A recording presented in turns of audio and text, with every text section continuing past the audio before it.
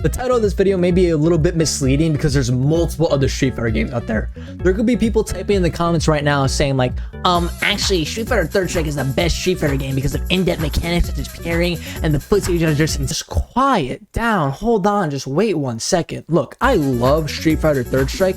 It could be argued as the best Street Fighter game of all time. However, the pure rush of dopamine we're getting from Street Fighter 6 is just insane. We can't deny that this game is just addicting, even though we had such a short amount of time to access it.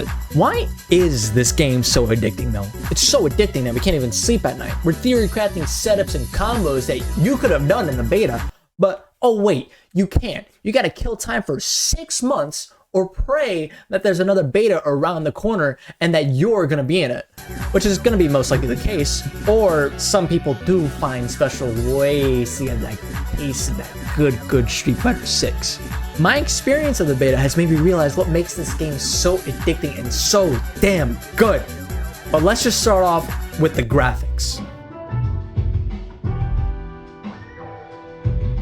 Street Fighter 6 is beautiful for the most part. Without a doubt, the in-game graphics are extremely pleasing to look at. From the character models, the stages, the supers, and the mechanics such as Drive Impact and Drive Rush, which it adds so much color and life to the game. When the first teaser and bit of gameplay was revealed for Street Fighter 6, I was afraid of the direction that I was going for. I'm pretty sure a lot of people could agree with me. Everything just looked like a bit off from an artistic standpoint with the more realistic look that Street Fighter was going for. I mean, it was an innovative step forward using the RE engine and all, but I thought the realistic look would take away from the bit of fantasy that Street Fighter has. However, when actually playing the game, that bit of fantasy and color is still there with the cinematics and exaggeration of moves and supers. The hip-hop aesthetic brings life to everything and I absolutely love it. It pretty much just takes everything and just pops it right into color, and it's just incredible. The game is having fun with its theming, and it's just honestly great, and I love this. It's not like too over realistic, but it's not like a step back in like the direction that Street Fighter has, like, you know, its art style. It's like a great point that it's at. Like, it's a good moment of progression, and I absolutely love this. See, yeah, it's definitely beautiful for the most part, and then there's, oh my god, what is that shit?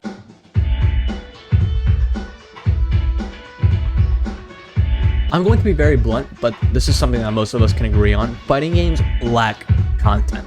Current-gen fighting games cater more towards the esports and competitive sides of their audience rather than looking for more casual players. Guilty Gear does have fishing, which I'll give it that. Man, I love fishing. If there's any fighting game that has catered to more casual audiences, it has to be Mortal Kombat. It just has so much to offer with single-player content, with their story mode, the character customization, move customizations, some more variations in battle, the crit, fatalities, and it's just like so much more, which Mortal Kombat is like just known for having with its single-player content and its options and variety. It's just that no other fighting game in this current generation has that much to offer. Street Fighter 6 seems to be changing this up though with the amount of content it's bringing to the table. Even though we only got a taste with Extreme games, we have plenty of more content on the way, such as more Extreme games, Legacy Capcom games on Lobby, and the open world story, which in the open world story mode you can already customize your character and give them customizable moves as well, so you just have like, you know, a fun free made character with just like the most wildest moveset. I mean, people already seem to be having fun with the character customization. Oh my god.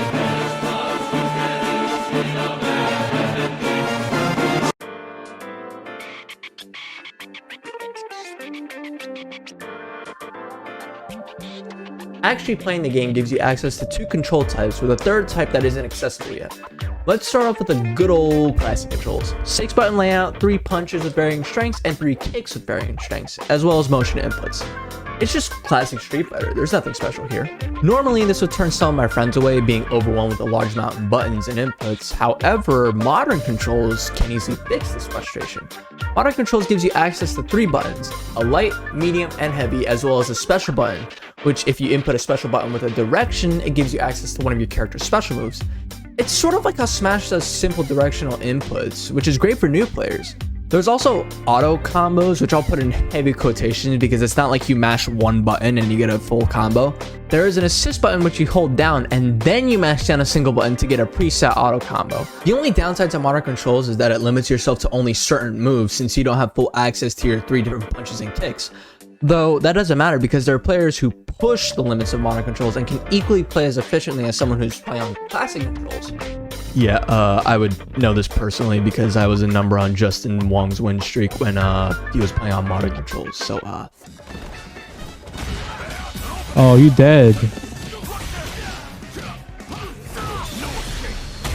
You dead, you dead, you dead, you dead.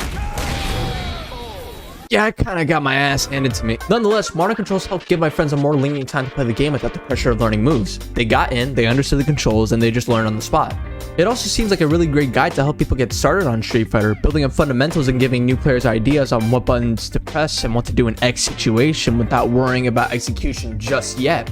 As far as viability in the long run goes, and if someone wants to be more competitive, I don't really know. I mean, just look at Justin Wong. He kicked ass.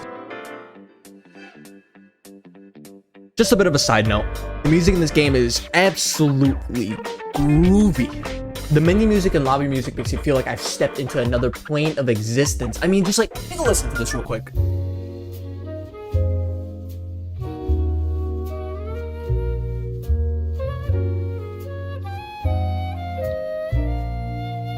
Actual tears to my eyes. And there's also character themes, which some of them are bangers and then some of them are jury. To close everything off, from my experience and what there's left to be offered, Street Fighter 6 seems to have something for a lot of people to enjoy. It's looking like a great game to shed light to people who are just starting to play fighting games, not solely for the competitiveness, but also to have fun and enjoy themselves. It's a Street Fighter game that's taking an innovative step toward a new generation, yet keeping the colorful charm of its past. It's a video game, not just a competition. Now, I'm done talking about all this game. I just want to know when it's going to be released at this point.